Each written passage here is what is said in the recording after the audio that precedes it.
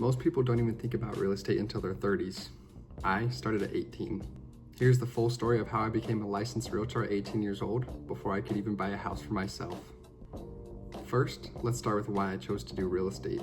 I know this might sound weird and a lot of people have laughed at me for it, but the biggest reason I chose real estate is because I like looking at houses and walking through them. Me and my girlfriend will always go looking through rich neighborhoods and looking at really nice houses.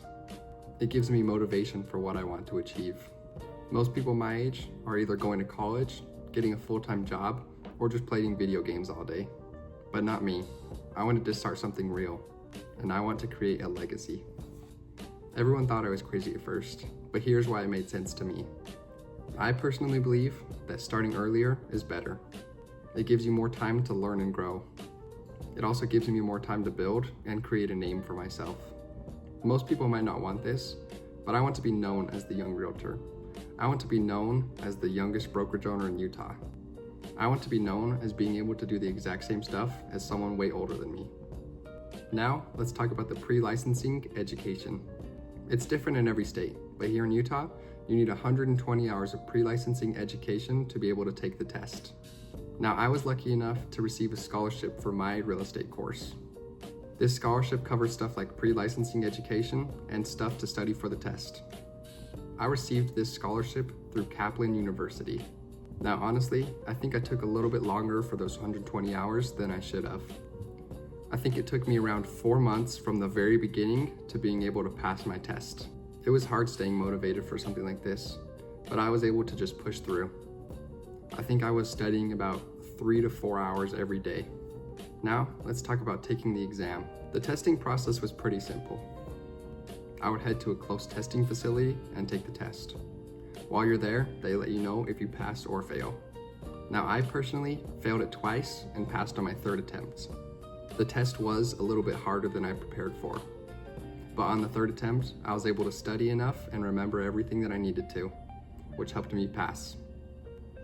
What helped me remember stuff was writing whatever you needed to remember down on a piece of paper 3 times. It would help get it into your mind so you're able to remember it later. Now, something that I will mention, on the 2 attempts that I failed, I missed both tests by 1 question. That really pissed me off. It also helped me realize that I am able to pass this test.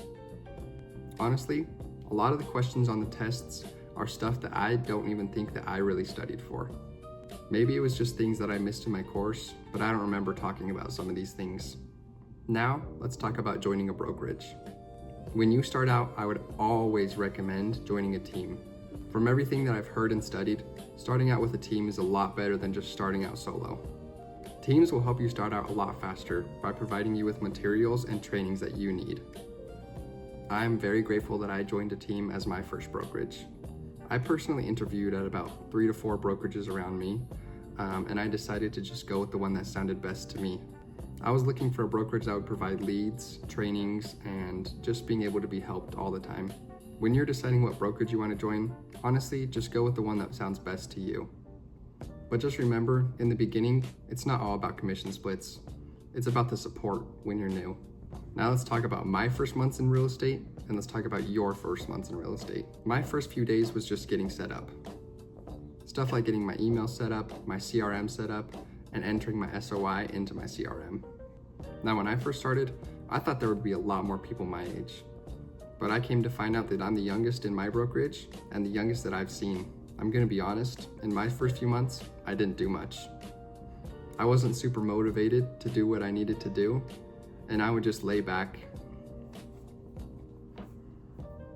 and I would just expect all the people to come to me. But that's not what it's like. You need to actually put in the work. And for the past few months, I've been cold calling, I've been doing open houses, I've been doing everything I can to build my pipeline. Now, at about 9 months in, I've got my first under contract. And I'm hoping to get my first paycheck here sometime in October. Now, what I would recommend is when you start out, is you just go for it. You start doing as much work as you can, and I promise you, you'll start seeing results.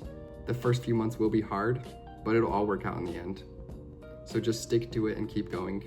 The last thing we're going to talk about is the challenges of being this young in real estate.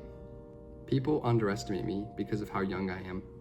But if you're starting this young, you need to build trust with people. You need to show them that you can do it, even being this young. I've said this in a few of my past videos, but I 100% believe that I can do just as good as any other agent, sometimes even better. You're gonna have to start balancing confidence and experience when you start out. So that's how I got my license at 18 years old. If you're thinking about getting into real estate young, don't wait. It's totally possible and it can change your life. If you want me to make another video on exactly how to pass the test or what I should have done my first few months, hit that subscribe button and comment down below. Thanks for watching. As I've said in my other videos, I'm 19 and I'm trying to be the youngest brokerage owner in Utah, and I'm documenting the whole journey. So come along with me. We'll see you guys in the next one.